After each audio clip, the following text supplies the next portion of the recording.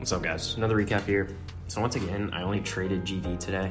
However, it was not a green day for me on GV. So I finished down around $30 on the stock. But yeah, let's get into it. So the first entry was for the break of 6. And so as you can see, the candle opened above 6 already, or at 6. And so I kind of wanted to just see it hold above 6. And so as it was holding, I did buy as it started to rise higher, which wasn't the best buy on my part. I even ended up increasing my share size as it started to push even further, which once again was not smart. And it wasn't smart because the candle is already so extended that you need to expect a pullback.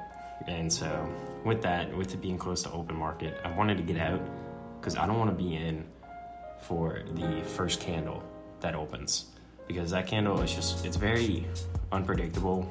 You don't know which way it's going to go, whether sellers are going to be stronger or buyers, and usually huge spreads on that candle as well, usually ranging from like $1 a share. So I ended up just keeping my loss short. I think I took like 80-cent loss or $1 loss or something like that, so nothing too crazy. But yeah, on to the next. So at this point, the stock, it was showing good strength and holding up fairly well. So I ended up buying in for the break of 6.5. However, unfortunately, I got in at 6.6, which was a little higher than I wanted. But with that, my stop loss will be around 6.40, as I'm hoping for the push up to 7. So that's 2-to-1 profit loss, 2-to-1 risk reward, whatever. And so you have 6.5 as psychological support, and yeah, aiming up for the move to 7. And so I stayed patient during the trade, and ended up pushing up around 10 to 15 cents at one point. And so I ended up just selling half of my shares there and then holding for the push higher with the other half. And but yeah, on to the next. So this one, I kind of got FOMO on it as a candle. It was already super extended, and so I really ended up buying in at the peak of the candle I missed. It pushed up just a little bit higher, but the halt level was also very near where the peak was. And so it reached a halt level. I'm pretty sure I bought in at the halt level, which just was not smart on my part. I didn't realize. Or I bought close to the halt level, excuse me. And so with that, I got FOMO, and ultimately it hit my stop loss pretty damn quick. Kind of just flushed down on me, and so causing me to take a loss. But yeah, poor self-control.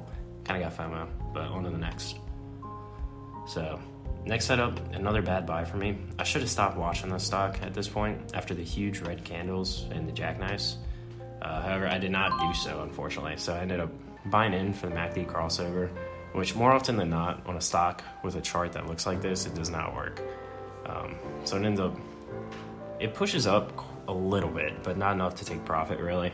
And so it kind of holds, stalls out for a little bit, and ultimately it just flushes on me. It hits my stop loss right away. I think it drops $1 a share within the red candle.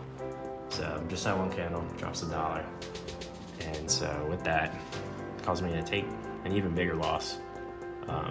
So after that, I ended up just calling it. I didn't want to dig myself a deeper hole or anything, so I just called it on trading for the day.